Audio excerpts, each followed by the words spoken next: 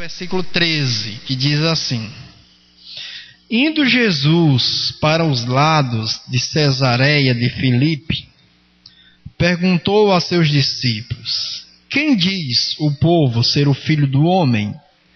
E eles responderam: Uns dizem João Batista, outros Elias e outros Jeremias, algum dos profetas. Mas vós, continuou ele, que dizeis que eu sou? Respondendo Simão Pedro, disse: Tu és o Cristo, o Filho do Deus vivo. Então Jesus lhe afirmou: Bem-aventurado és, Simão Bar-Jonas, porque não foi carne e sangue quem tu revelaram, mas meu Pai que está nos céus.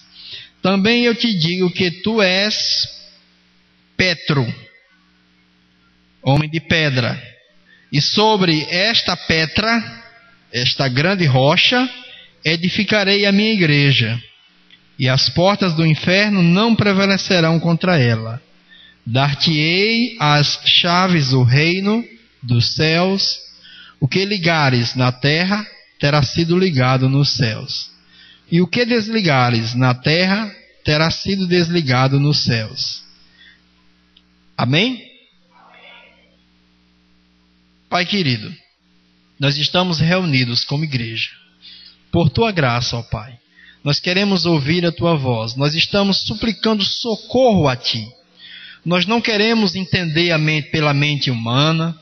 Nós não queremos compreender pelo nosso raciocínio, pela sabedoria do homem, mas queremos compreender pela sabedoria do alto, através do teu Santo Espírito. Nos socorre, ó Deus, para que o Senhor mesmo nos assista e saiamos daqui convictos que estivemos sentados na tua mesa, sendo supridos pelo maná do céu, pela tua preciosa vontade, palavra e revelação do Espírito. No nome de Jesus nós te rogamos. Amém.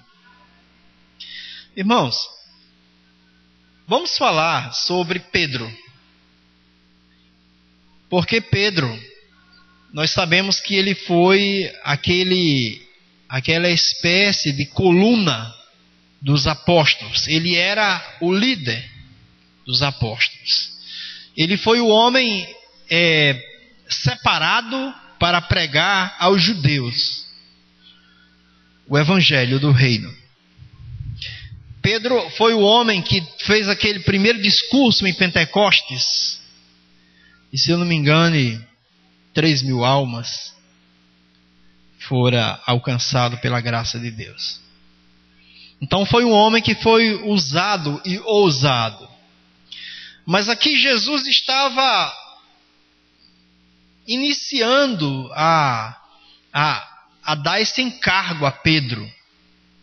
Jesus estava dizendo que depois de uma revelação que Pedro teve, Deus falou para Pedro quem era Jesus.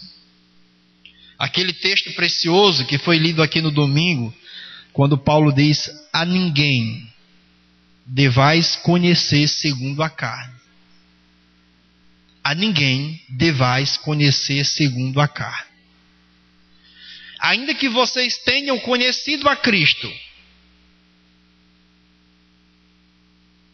aonde o conhecimento que vocês tiveram fora da mente de vocês, porque vocês viram Jesus, vocês já não devem conhecê-lo desse modo. Não deve ser a mente de vocês quem deve revelar Jesus. Por quê? Porque vocês têm que conhecer Jesus agora segundo o Espírito, o Jesus revelado. E não só Jesus, mas ninguém, não conheça ninguém segundo a carne. Ou seja, não tenha um verdadeiro conceito de ninguém pelos seus próprios raciocínios, mas pela revelação do Espírito. Então Pedro teve essa revelação. Quem sou eu? O Cristo, o testemunho de Deus. Tu és a própria graça personalizada em uma pessoa, e está entre nós. O próprio Deus está aqui. Então tu és a revelação máxima de Deus. E Jesus disse: bem-aventurado és, porque não foi carne, mas meu Pai.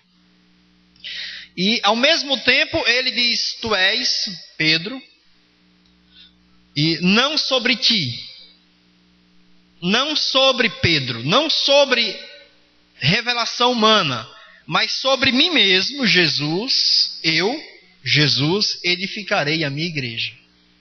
Eu vou te dar a chave do reino, e o que você concordar em desligar na terra é porque foi desligado no céu.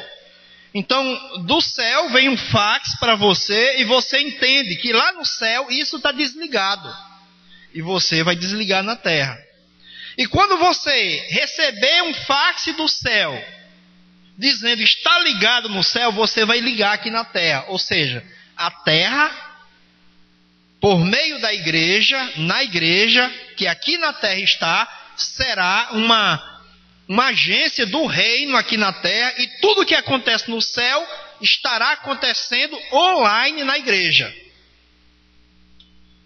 E Pedro, com certeza, recebe esse encargo, essa profecia, com muita alegria, com muito entusiasmo, e talvez Pedro entenda que ele já estava apto, porque ele teve uma revelação divina, porque ele recebe de Jesus o encargo de ser o líder entre os apóstolos. E é a mesma coisa que acontece hoje com os títulos. Antes de falar dos títulos, eu quero falar de Davi. Aos 15 anos aproximadamente, ungido rei. O profeta vai lá na sua casa e o unge rei sobre Israel.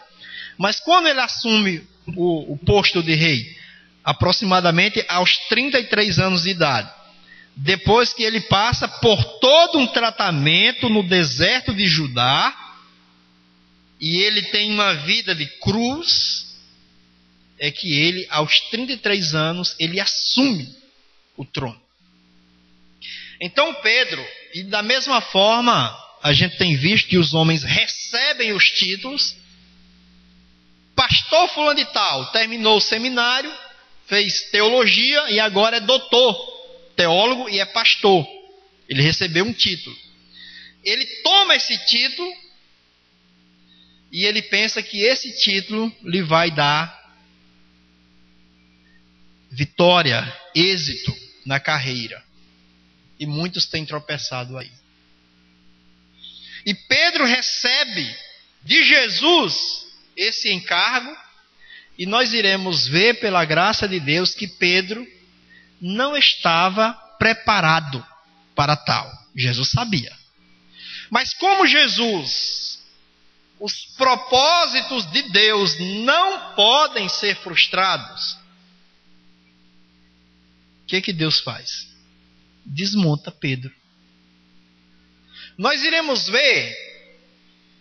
É por isso que Paulo, escrevendo aos Filipenses, no capítulo 1, ele diz: eu estou certo que aquele que começou a boa obra é fiel para completá-la.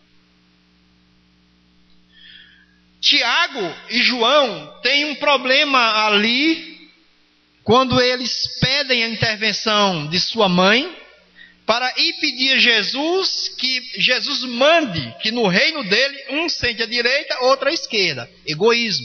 E antes eles estavam brigando para ver quem era o maior entre os discípulos.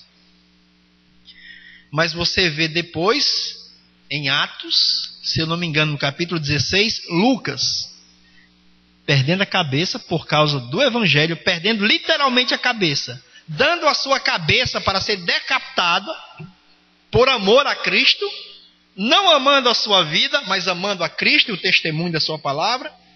E João, bem velhinho lá em Pátimos, sendo preso por causa do testemunho de Jesus Cristo. O mesmo João Marcos que Paulo o rejeitou numa viagem missionária com Silas, E foi um motivo de briga entre Silas e Paulo, porque Paulo não queria levar Marcos, porque ele era medroso, um menino. E Silas queria, eles dois tiveram rei. Aí depois Paulo escreve e me manda João Marcos, que agora me é útil. Então, não é porque o irmão não está hábil hoje que ele não estará amanhã. Porque Deus começou uma obra e Deus deseja nos desmontar. Deus quer nos desmontar, porque Deus só irá nos usar se Ele nos desmontar. Porque o problema, vocês podem observar, ou introdução grande. Quem foi problema para os discípulos na época da grande perseguição? Quem foi que conseguiu deter os apóstolos? Quantos? Quantos conseguiram parar os discípulos? Um diáconozinho, Estevão. Ele não era sequer um dos apóstolos, ele era um diácono. Chegou na presença do sinédrio e colocou um zíper na boca das autoridades. E a Bíblia ainda diz que ninguém resistia ao espírito de Estevão. Era um homem cheio do Espírito.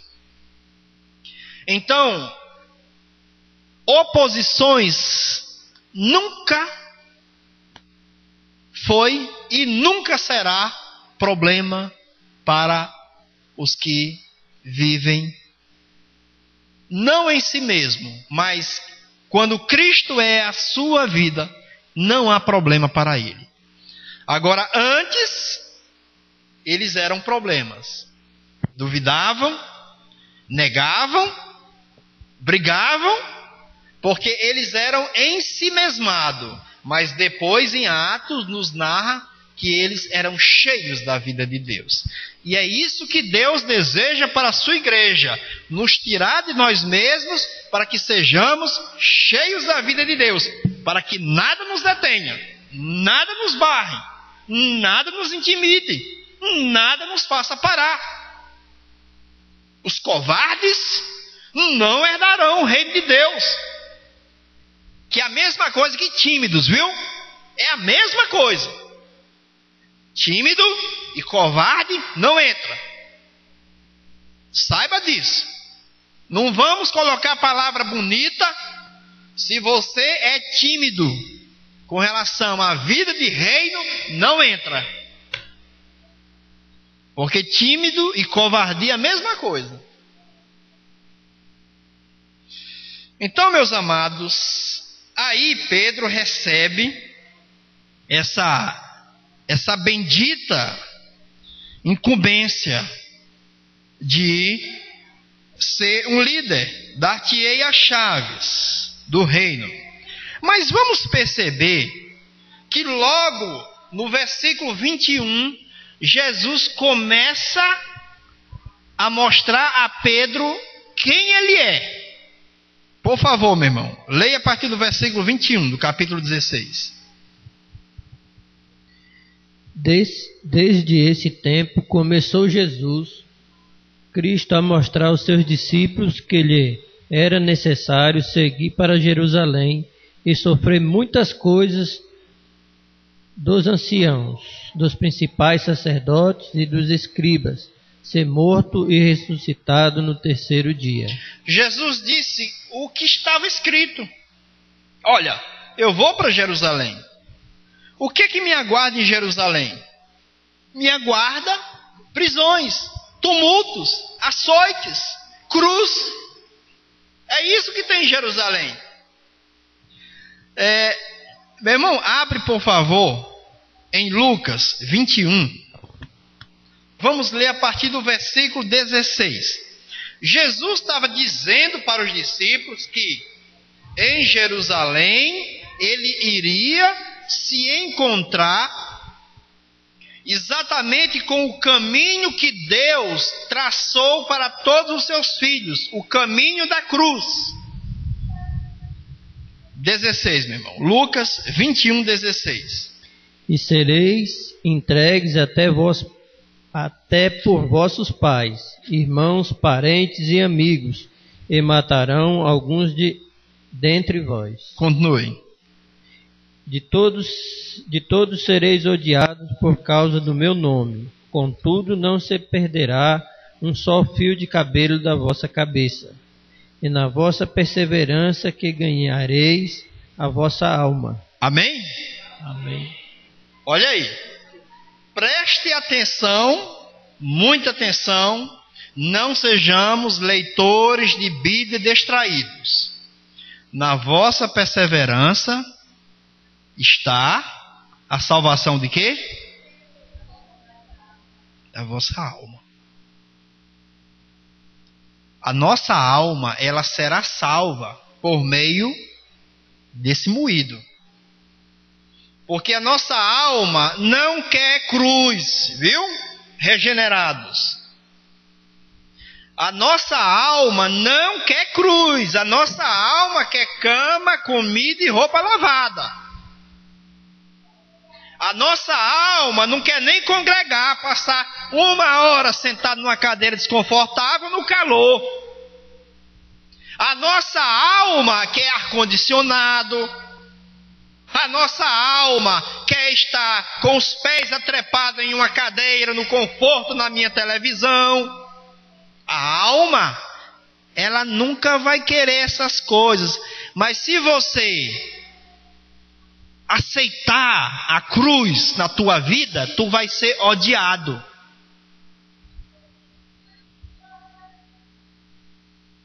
Eu acho interessante que eu não tenho abraçado com veemência a cruz. Eu também tenho fugido da cruz e tenho ganhado alguns inimigos. Algumas pessoas que têm tido aversão à minha pessoa. Mas o meu coração descansa porque eu sei que o problema não é comigo. Eu sei que o problema é com Cristo. E nós iremos ver daqui a pouco o cerne desse problema. O clímax desse problema. Por que se levanta ódio contra os eleitos de Deus? Quem está por trás desse negócio? Para vocês ficarem atentos a ele. Agora você vai voltar lá para Mateus 16 e irá para ler o 22 de Mateus 16. Irmãos, a coisa é mais séria do que o que nós pensamos. Mas nós estamos vendo que Jesus está desmontando Pedro. Viu, Geisa? É um desmonte. Porque a nossa alma, ela é tão forte, tão resistente, que ela é como Petrus, como homem de pedra. Lembra que ele disse: tirarei de vós o coração de pedra. A nossa alma é de pedra. Leia por favor o 22, meu irmão. Mateus 16. E Pedro, chamando-a à parte, começou a reprová-lo, dizendo: tem compaixão de ti, Senhor, isso de modo algum te acontecerá. O que não pode acontecer com Jesus? O que de modo algum deveria, segundo a mente de Pedro, acontecer com Jesus? A morte. Morte de quê? Quem é que não quer de modo algum que o homem nasça de novo? Aquele que é inimigo das nossas almas, Satanás.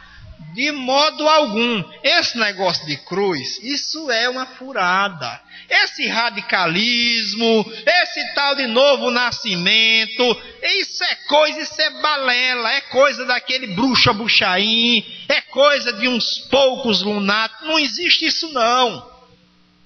Aí vem o homem que ia receber a chave do reino, muito importante, o líder. Não, veja como ele estava com toda a bola. Ele já estava fazendo o quê? Chamou Jesus à parte, reprovando Jesus. Ele estava censurando. Está vendo como o homem fica importante quando ele recebe um cargo? Já ficou importante. Jesus, olha, eu acho que você está variando. Não. Cruz não. Qualquer coisa. Uma religiãozinha. Vamos fundar um cristianismozinho por aí. Vamos falar da parte de Deus. Mas cruz. Paulo, escrevendo ali aos Filipenses, se eu não me engano, no capítulo 3, ele diz assim: eu digo até chorando, que entre nós existem inimigos da cruz de Cristo. Vocês sabem qual é a principal característica deles? Dos inimigos da cruz de Cristo? Cujo Deus é o seu ventre, porque só se preocupam com as coisas da terra, com as coisas de homens. Então esse era o Pedro natural, da alma, viu? Crentes regenerados, que muitos de nós somos também assim, almáticos. E nós entendemos Bíblia com a nossa cachola. E a Bíblia diz que o homem, pela sua sabedoria humana, ele nunca vai compreender as coisas de Deus. Então, não discerne carnalmente, mas espiritualmente. E Pedro vem agora para reprovar Jesus. Mas se Pedro vem com uma quente, Jesus vem com quantas fervendo, Carminha? Vem com 1000 fervendo. E passa por cima de Pedro, e você vai ler o versículo 23. Mas Jesus, voltando-se, disse a Pedro: arreda, Satanás, tu és para mim pedra de tropeço, porque não cogita das coisas de Deus, e sim das dos homens. Está vendo? Nós iremos ver alguns detalhezinhos aqui desse texto, desse versículo. Ele disse: arreda, Satanás. Mas não foi Pedro quem falou? Pedro não representa a nossa alma, de todos nós. Todos nós provavelmente falaríamos essas mesmas coisas se tivéssemos liberdade para Jesus. Não. Você vai continuar entre nós, você não vai para a cruz. Ninguém vai fazer isso com o Senhor, o Senhor é o Rei dos Reis. A tua palavra diz que o Senhor vai prosperar. Está lá em Isaías. Meu justo prosperará. Então morrer não é prosperar, porque morte acaba. Mas acontece que não há nenhuma diferença, quase nenhuma, entre a vontade da nossa alma, nosso ego, para a vontade de Satanás. Porque as coisas que Satanás aprova, o ego endossa. Assim como nós, quando nos unimos ao Senhor, somos um só espírito com Ele. Quando estamos escravos por Satanás, presos na vida da alma, nós somos um com Satanás. Tudo que Satanás quer fazer, ele encontra na nossa alma, na nossa carne, a aprovação. Então Jesus diz: tu para mim és um laço. Para que esse laço? Porque Satanás não quer ir para a cruz. Satanás não quer que o homem encontre ou ande o caminho da cruz. A alma também não quer. E se eu não trilhar o caminho da cruz, quando Deus irá cumprir o seu propósito na minha vida? Quando?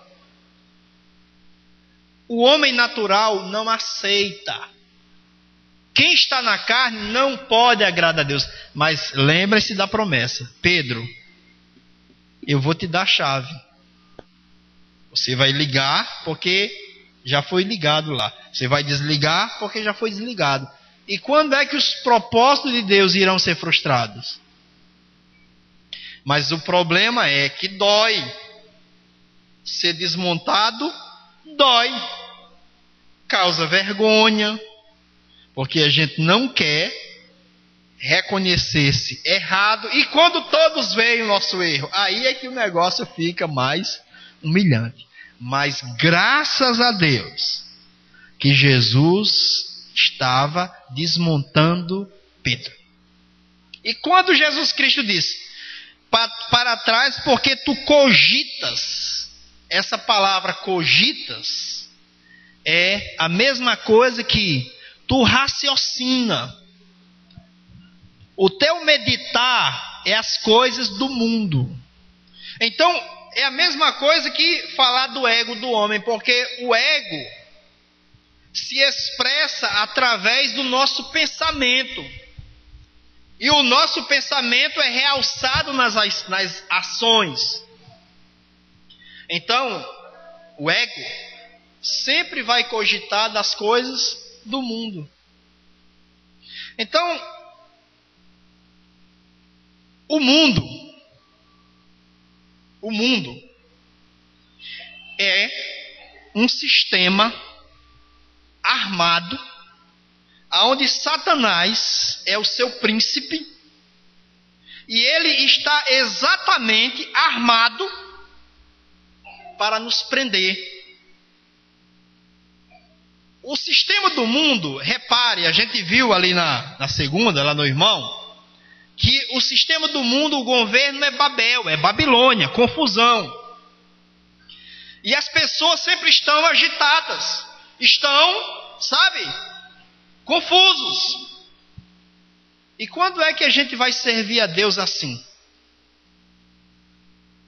Quando é que nós iremos tirar um tempo para ter comunhão com o Senhor na palavra e na oração, se nós estamos assim? Quando?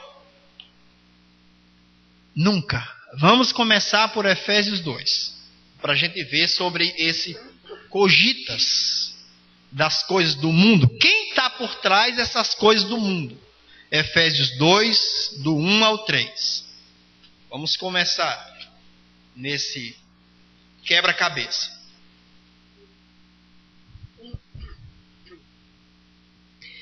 Ele vos deu vida, estando vós mortos nos vossos delitos e pecados, nos quais andastes outrora, segundo o curso deste mundo, segundo o príncipe da potestades do ar, do espírito que agora atua nos filhos da desobediência. Só um instante, Barbosa. Curso do mundo. Qual é o curso do mundo? Vocês pensam que Satanás ele é desorganizado? Vocês pensam que o inimigo das nossas almas ele está atirando a ermo à toa? Não. Ele é o príncipe desse mundo.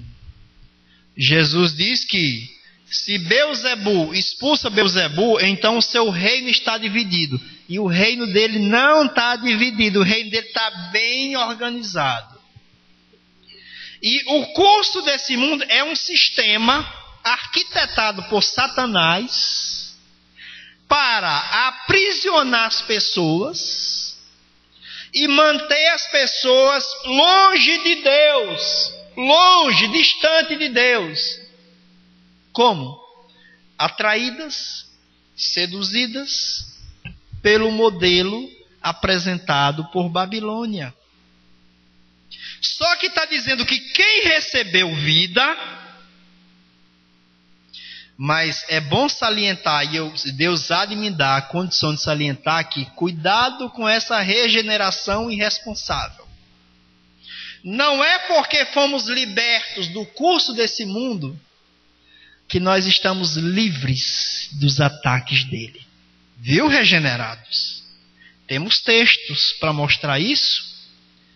Que nós precisamos estar atentos, porque fomos livres do curso desse mundo, mas não fomos livres dos ataques do técnico dele não, viu? Quando Jesus disse, orai e vigiai, para que não entreis em tentação.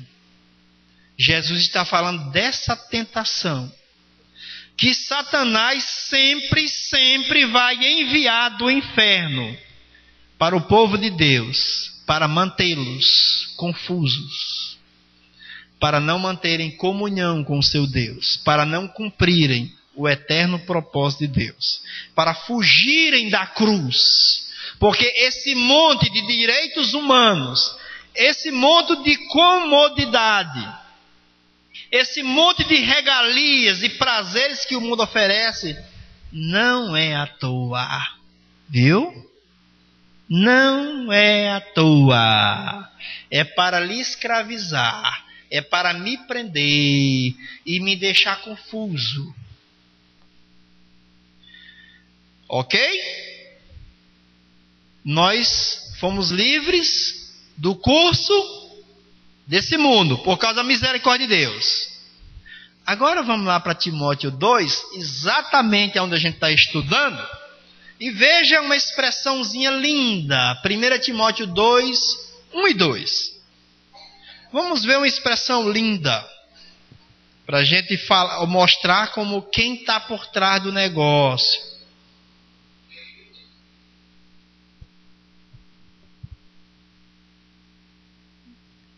Admoesta. 1 Timóteo 2, 2, isso, amém. Questão de versão. 1 e 2. Admoesto-te, pois, antes de tudo, que se façam deprecações, orações, intercessões e ações de graças por todos os homens, pelos reis e por todos os que estão em eminência, para que tenhamos uma vida quieta e sossegada, em toda piedade e honestidade.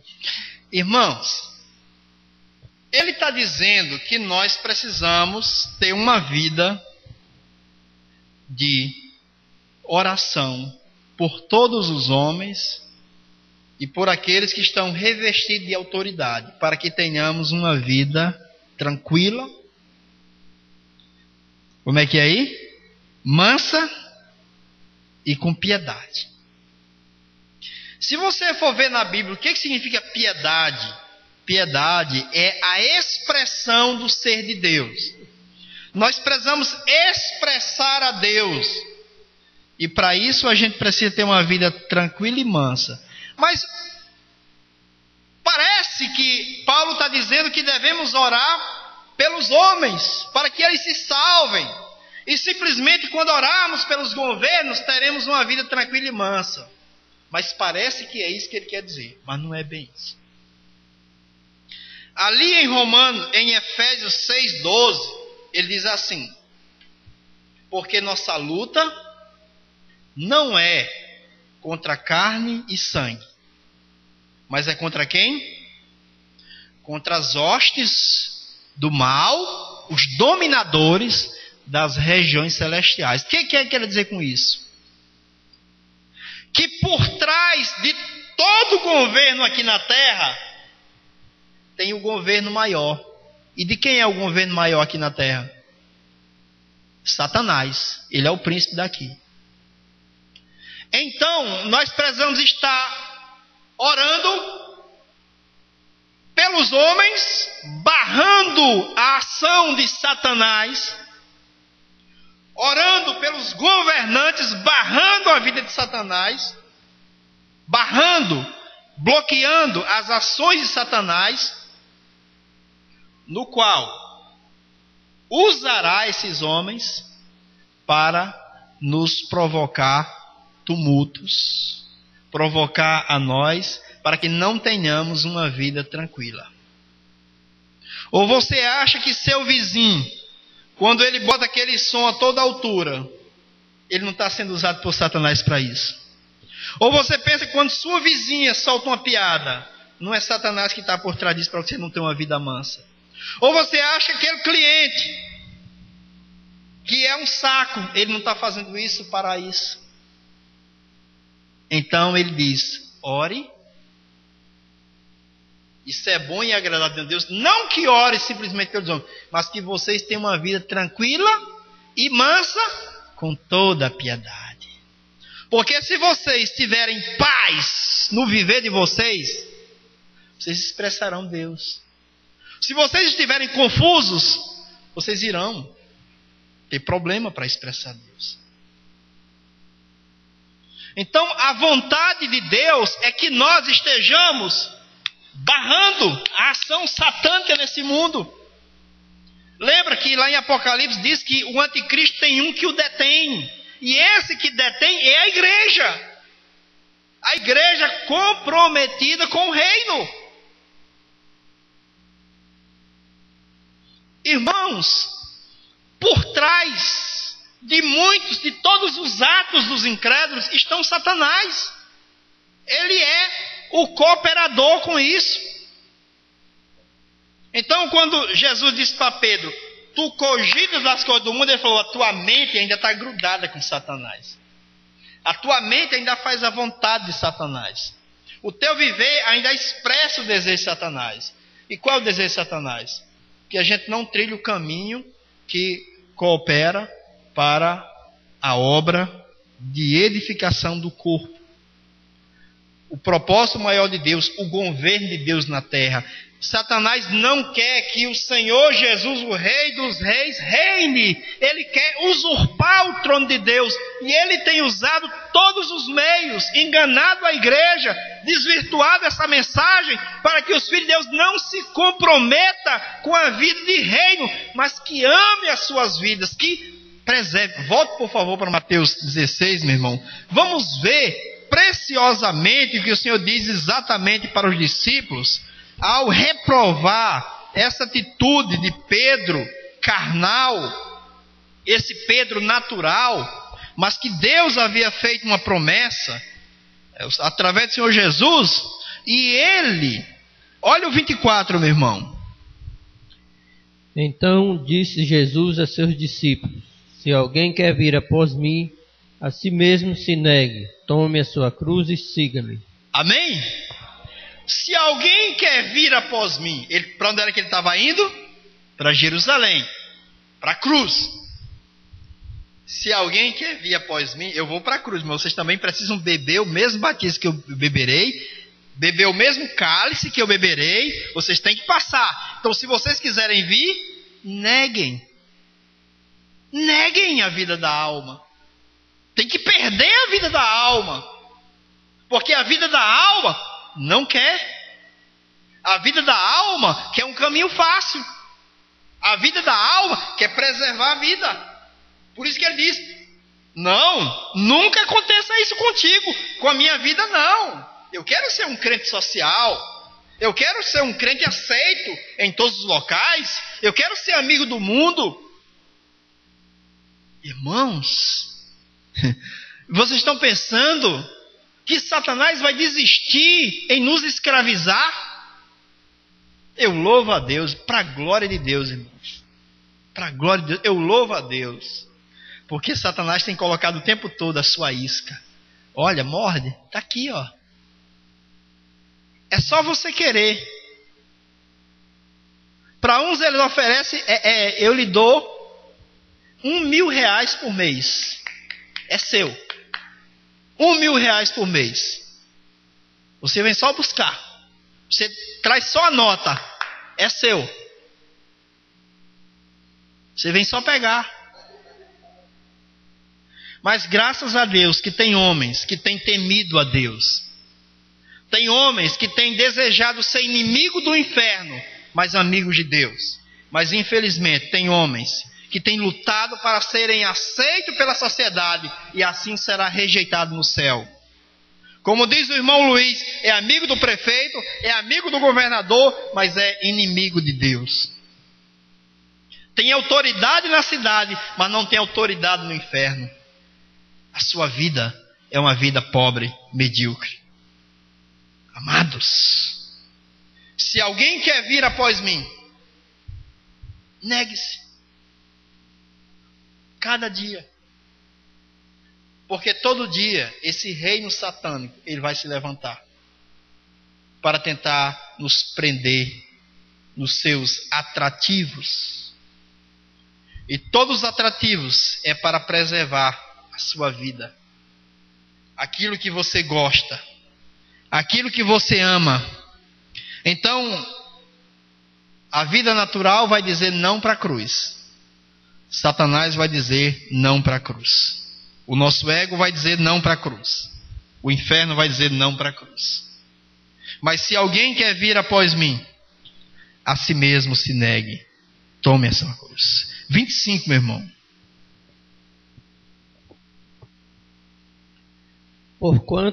Porquanto quem quiser salvar a sua vida, perdê-la-á. E quem perder a vida por minha causa, achá-la-á. Amém, irmãos?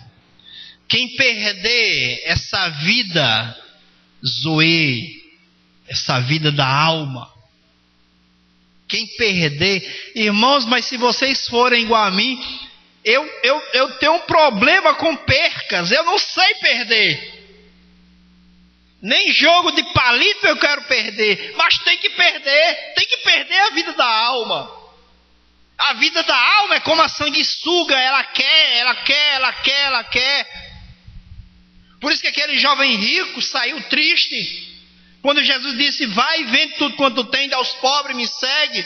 O problema não era a riqueza, o problema era o amor pela riqueza. Lê o 26, meu amado. Pois que aproveitará o homem se ganhar o mundo inteiro e perder a sua alma? Olha a alma. Ou que dará o homem em troca de sua alma? Olha só, o que o homem tem para dar em troca da sua alma? Para você perder sua vida da alma. Aí, irmãos, a gente vai saltar porque são tantas coisas que aconteceram com Pedro até ele chorar. Aí tudo bem, parece que Pedro entendeu tudo, né? Pedro já saiu daí morto de vergonha, falou: agora eu vou calar minha boca, eu vou só aprender, porque senão eu perco o cargo de líder dos apóstolos. 17, meu irmão, a partir do versículo 1.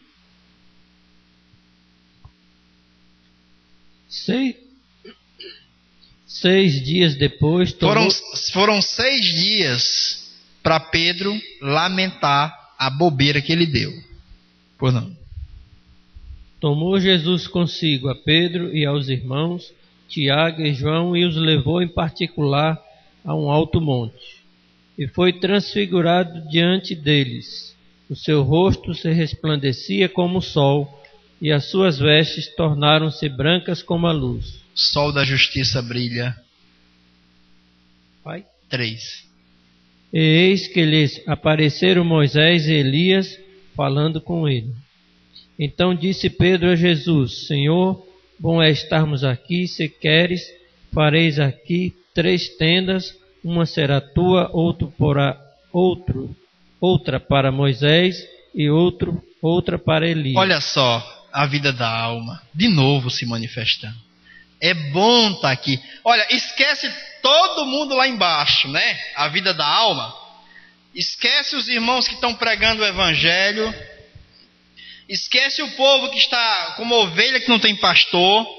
Ovelha como o povo que não quer ir para debaixo da galinha, como junto os pintinhos. Esquece tudo. E vamos fazer uma tenda e ficar aqui. A vida da alma. Continua, meu irmão. Falava ele ainda quando uma nuvem luminosa os envolveu. E eis, vindo da nuvem, uma voz que dizia: Este é o meu filho amado, em quem me comprazo, a ele ouvi. Ouvindo, os discípulos caíram de bruços, tomados de grande medo. Aproximando-se dele, tocou-lhe Jesus, dizendo: Erguei-vos e não temais. Não temais. Eles caíram. Eles viram a glória do Senhor. Eles caíram. Precisamos ver a glória do Senhor. Não temos que olhar para homens, para Moisés, para ninguém. Nem para Pedro, nem para Paulo. Olhando firmemente para Jesus. Mas Pedro queria ficar ali. Mas eles estavam ali para contemplarem a glória do Senhor. E não para ficarem caídos, apavorados, mas para erguerem e ficarem alegres, firmados no Senhor. O filho amado. Outra queda de Pedro. Aí parece que Pedro ia aprender. Vá para o 26 de Mateus, meu irmão. Vá para o 26 de Mateus.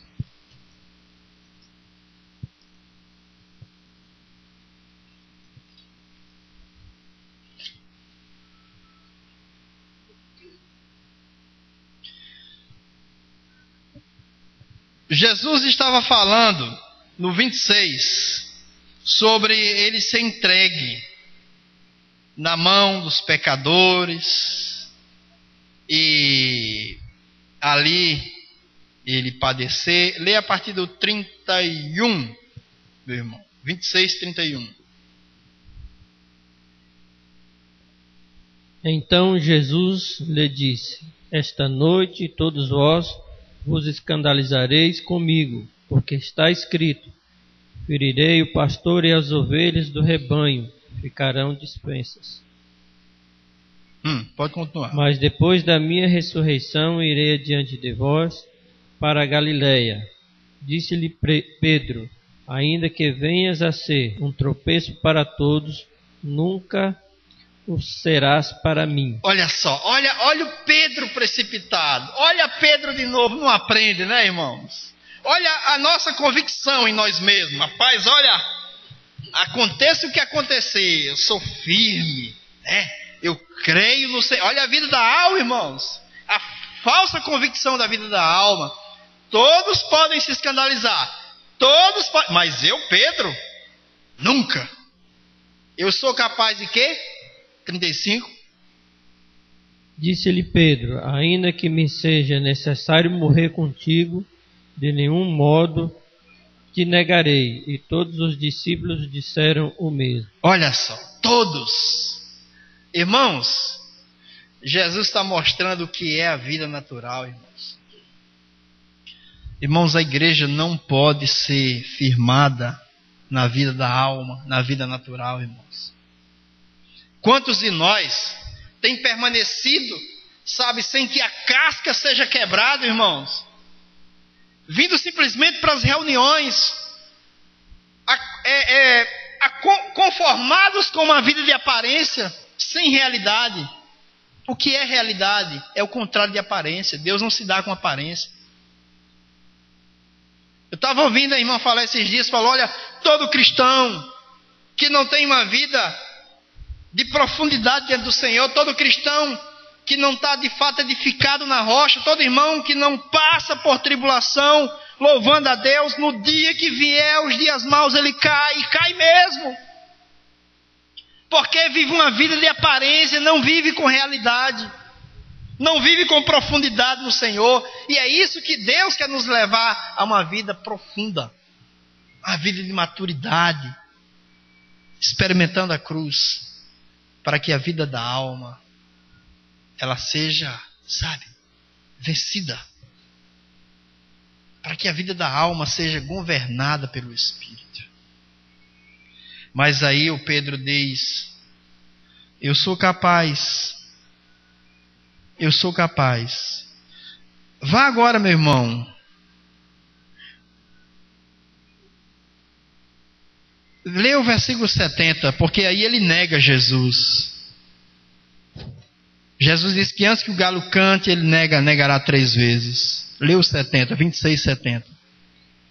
Ele, porém, o negou diante de todos, dizendo: não sei o que dizes. Pode continuar. E, saindo para o alpendre, foi ele visto por outra criada, a qual disse aos que ali estavam: este também estava com Jesus, o Nazareno. E ele negou outra vez, com juramento: não conheço tal homem. Mas lê o 75. Então Pedro se lembrou da palavra que Jesus lhe dissera: antes que o galo cante, tu me negarás 3 vezes. E saindo dali chorou amargamente. E Pedro chorou amargamente. Nós saltamos quando Jesus os chama para o Monte das Oliveiras para orar, depois que ele diz que é capaz de morrer por Jesus, e por 3 vezes Pedro estava dormindo. Como é que a pessoa diz que é capaz de morrer por Jesus e no momento que Jesus está em agonia, nas vésperas da crucificação, o cara está dormindo? Como é que se está falando da vida e da palavra de Deus e o coração não arde e dorme? Como? Como? Indiferença ao amor de Deus. É isso a única razão. A única explicação é indiferença ao amor de Deus. É isso que Pedro demonstrou a vida natural. E nós iremos nos conformar com essa vida, irmãos. Nós iremos nos acomodar com a vida natural, com a vida que entende as coisas de Deus, com a alma, com a mente. Se relaciona com Deus, com o entendimento que eu ganhei da minha percepção natural e não por revelação. Me conformar com essa situação medíocre de uma vida natural, em que eu não expresso a Deus em momento algum. Eu vou me conformar com essa vida. Mas aqui está dizendo que Pedro chorou amargamente. Irmãos, essa foi a gota d'água, viu? Essa foi a gota d'água. Quando Pedro chora amargamente. Irmãos, o Senhor precisa nos quebrar para que choremos amargamente a nossa mediocridade. Nós somos levianos. Nós somos superficiais. Nós somos adoradores sem realidade. Mas o Senhor vai, você pode ter certeza, irmão, irmã, que Deus vai te levar ao fim de ti mesmo. Graças a Deus que Ele vai te levar ao fim de você mesmo. Ele vai fazer o que Ele fizer, o que Ele quiser, mas Ele vai te levar ao fim de você mesmo. Você pode esperar, porque o Senhor deseja que todos os seus filhos sejam transformados à imagem do seu próprio Filho. E Ele não vai descansar, irmãos. Ele irá usar todos os meios. Seja um câncer, seja uma lepra. Vocês sabem o que é lepra na Bíblia? Todos os homens que se opuseram à autoridade de Deus tiveram lepra. Aquele camarada lá, aquele rei que foi oferecer o sacrifício no altar, lepra. Miriam, irmã de Moisés, lepra, se opôs a Moisés. Todos os homens que se opuseram à autoridade de Deus, todos não. As lepras que ocorreram com os opositores foi por causa de rebelião. Irmãos, e Pedro aqui chora. Vamos para João 18. João 18. Jesus, a última lição da noite, para que a gente pesquise sobre esse tema do desmontar de Deus na vida de Pedro. Jesus aqui já havia... João 21, né? João 21, Ele já havia ressuscitado, já havia aparecido ao incrédulo Tomé. Tomé já havia pedido para ele... Vamos ter paciência. Leia a partir do 21. 21, 1. Depois disto, tornou Jesus a manifestar-se aos discípulos junto do mar de Tibereades, e foi assim que ele se manifestou. Estavam juntos Simão Pedro, Tomé, chamado Dídimo, Natanael, que era de Caná da Galileia, os filhos de Zebedeu, mais 2 dos seus discípulos. Disse-lhe Simão Pedro: vou pescar. Disseram-lhe os outros: também nós vamos contigo. Saíram e entraram no barco, e naquela noite nada apanharam. Olha só.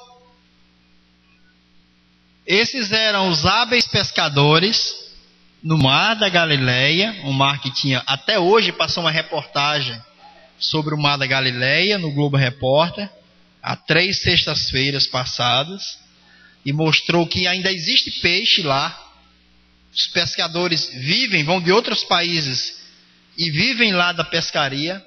E esses homens, porque Deus não nos chamou só para criar porcos, só para trabalhar com desinfecção, só para ser marceneiro, só para trabalhar com capotaria, só para ser técnico de enfermagem, só para ser pintor, só para ser faz tudo, mas o Senhor nos chamou para sermos pescadores de alma, para testemunharmos. E eles foram pescar e pegaram o quê? Sem mim, nada podeis fazer. Isso serve para a vida da alma. Por não, meu irmão?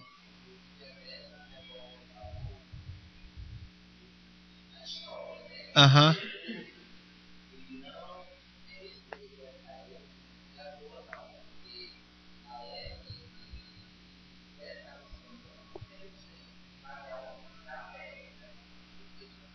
Estratégia. Amém.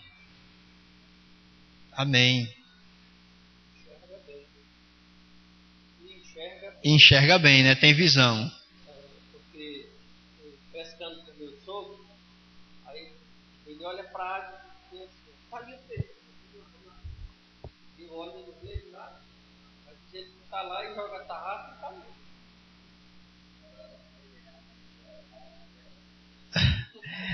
Leia o versículo 4, meu amado. Mas, ao clarear da madrugada, estava Jesus na praia. Todavia, os discípulos não reconheceram que era ele. Continue. Perguntou-lhe Jesus, filhos, tendes aí alguma coisa de comer? Responderam-lhe, não. Hã? Tem alguma coisa? Vocês estão onde tem? Tem alguma coisa aí? Eu estou aqui na praia, eu não estou no mar. Vocês estão onde tem peixe. Diz que quem está na chuva é para se molhar. Vocês estão na chuva, estão molhados? Qual a resposta? Não. Sem Cristo, não. A sua vida é sem fruto? Se não tiver fruto, querido, é porque Cristo está do lado de cá e você do lado errado. Se você não tem dado fruto, e fruto que permanece, é porque você está no lugar errado. Você está tentando com as suas forças. Você está tentando servir a Deus na sua força natural. Você está igual àqueles filósofos, né? Tem uns filósofos, um povo que sabe muito. Pega Gordão e analisa sintática e morfologicamente Gordão. Tudo que Gordão diz vai para análise sintática e morfológica. Mas são destituídos de frutos. Sabe muitos, mas não tem frutos. São árvores destituídas de frutos, duplamente mortas. Tem folha, tem sombra, mas não tem fruto. E Jesus pergunta, tem? Não. Continue.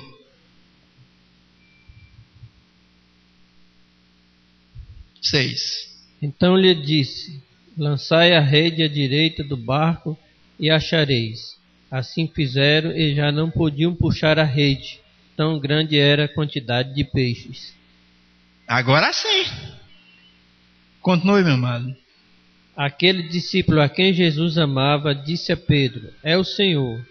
E Simão Pedro, ouvindo que era o Senhor, cingiu-se com sua veste, porque se havia despido, e lançou-se ao mar. Mas os outros discípulos vieram no barquinho, puxando a rede com os peixes, porque não estavam distante da terra, senão quase 200 cavalos. Côvados. Ao saltarem em terra, viram ali umas brasas e acima peixes, e havia também pão. Oh, glória a Deus! Vocês estão vindo com os caju? Eu já vou com as castanhas. Vocês estão vindo com peixe? Já tem peixe. Oh, aleluia! Vocês estão com medo de passar fome? Eu os suprirei. Eu não deixarei que um fio da cabeça de vocês pereça, homens de pouca fé. Vocês não querem largar a vida natural, se matando, e ambicionando, guerreando, mas eu tenho cuidado de vós. Não temas, eu sou contigo. Assombres, porque eu sou teu Deus. Eu te ajudo,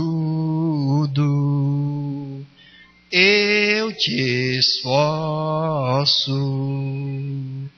Não temas, ostento, estrada minha justiça. Temas, eu sou contigo. Não te assombres, porque eu sou teu Deus.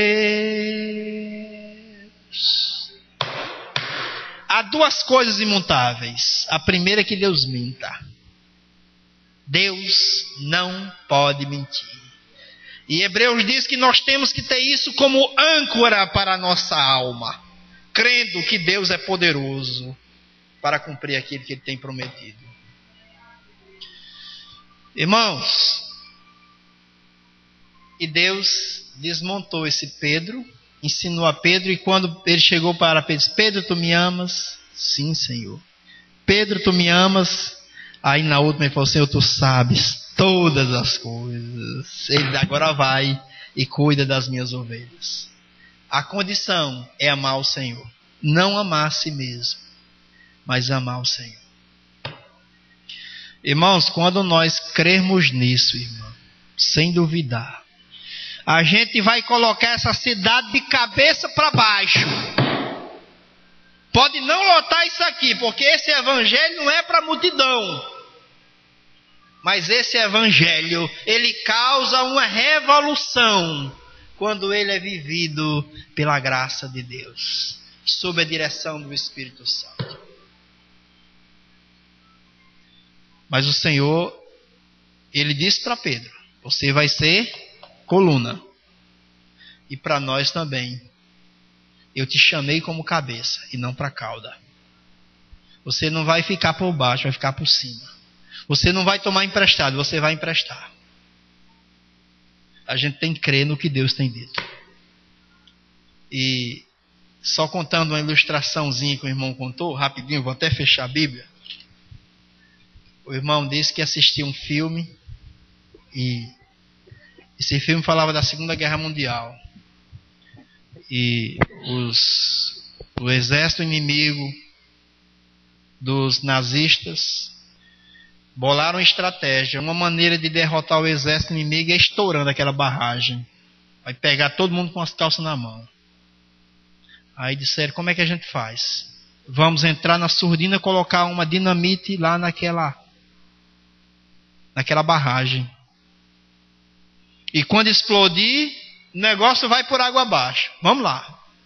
Aí foram lá uma comitiva, e um especialista em dinamite levou uma dinamite que não fazia muito barulho, mas que era eficiente. E colocou a dinamite, e a dinamite fez uma explosão, não como uma grande dinamite, mas fez uma explosão.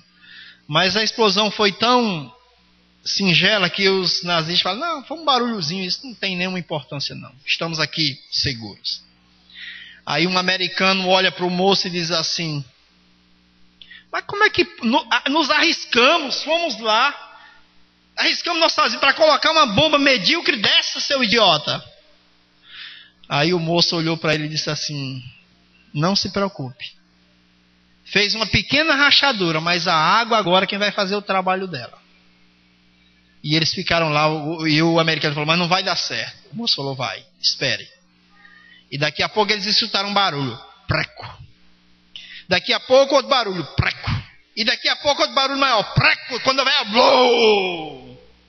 A água, com a sua grande força, levou tudo de água abaixo e foi demolindo todo mundo. É a vida no Espírito.